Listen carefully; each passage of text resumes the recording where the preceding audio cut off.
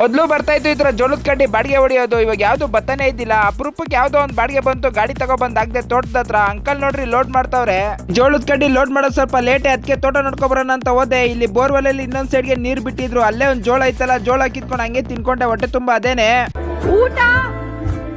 ಊಟ ಆಯ್ತಾ? ತೋಟದೋನವರು ಒಳ್ಳೆ ಮುದೋಳ್ನಾಯಿ ಸಾಕಿದ್ರು, ಅದ್ರ ಜೊತೆ ಸ್ವಲ್ಪ ಆಟ ಆಡ್ಕೊಂಡು ಗಾಡಿ ಹತ್ರ ಬಂದೆ ಎಷ್ಟು ಲೋಡ್ ಮಾಡೋರು ಅಂತ ನೋಡಕ್ಕೆ. ಅರ್ಧ ಭಾಗ ಲೋಡಿಂಗ್ ಮಾಡ್ಬಿಟ್ಟಿದ್ರು, ಇನ್ನೊಂದು ಸ್ವಲ್ಪನೇ ಇರೋದು ಲೋಡಿಂಗ್ ಮಾಡಕ್ಕೆ. ಇನ್ನ ಯಾರ್ಯಾರನ್ನ ಫಾಲೋ ಸಬ್ಸ್ಕ್ರೈಬ್ ಮಾಡ್ಕೊಂಡಿಲ್ಲ ದಯವಿಟ್ಟು ಸಬ್ಸ್ಕ್ರೈಬ್ ಮಾಡ್ಕೊಳ್ರಿ, ಒಳ್ಳೊಳ್ಳೆ ವಿಡಿಯೋಗಳು ಆಗ್ತಾ ಇರ್ತೀನಿ ಚಾನೆಲ್ ಅಲ್ಲಿ. ಗಾಡಿ ಕದರ್ರಾಗಿ ಲೋಡ್ ಮಾಡ್ಬಿಟ್ಟವ್ರೆ. ಹಂಗೆ ಸ್ವಲ್ಪ ಹಗ್ಗ ಹೊಡ್ಕೊಂಡೆ, ಹಿಂದೆಯಿಂದ ಬಂದು ನೋಡಿದ್ರೆ ಗಾಡಿದು ಬಾಡಿನೂ ಕಾಣಿಸ್ತಾ ಇಲ್ಲ, ಏನು ಕಾಣಿಸ್ತಾ ಇಲ್ಲ, ಫುಲ್ ಕವರ್ ಮಾಡಾಕ್ಬಿಟ್ಟವ್ರೆ ಹಂಗೇನೆ ನನ್ನ ಗಾಡಿಗೆ.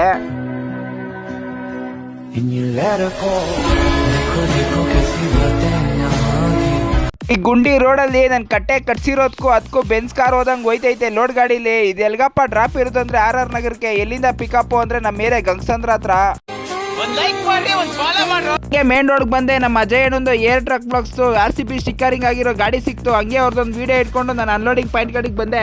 ಗಾಡಿ ರಿವರ್ಸ್ ಆಗದೆ ಅಶ್ವಿನಿ ಶೆಡ್ ಹತ್ರ ಎಲ್ಲ ಅನ್ಲೋಡಿಂಗ್ ಮಾಡಕ್ ಸ್ಟಾರ್ಟ್ ಮಾಡ್ಕೊಂಡ್ರು. ಇಲ್ಲಿಂದ ಜಾಸ್ತಿ ವಿಡಿಯೋ ಮಾಡ್ಕೊಳಕ್ ಹೋಗಲ್ಲ, ಯಾಕಂದ್ರೆ ಅಣ್ಣ ಮಾಡ್ಕೋಬೇಡ ಜಾಸ್ತಿ ವಿಡಿಯೋ ಅಂದ್ರು. ಸರಿ ಅನ್ಬಿಟ್ಟು ನಾನು ಒಂದೆರಡು ವಿಡಿಯೋ ಪರ್ಮಿಷನ್ ತಗೊಂಡು ವಿಡಿಯೋ ಮಾಡ್ಕೊಂಡೆ. ಈ ವ್ಲಾಗ್ನ ಇಲ್ಲಿಗೆ ಎಂಡ್ ಮಾಡ್ತಾ ಇದ್ದೀನಿ. ಮತ್ತೊಂದು ವಿಡಿಯೋದಲ್ಲಿ ಮತ್ತೆ ಸಿಗೋಣ. ಓಕೆ ಬಾಯ್.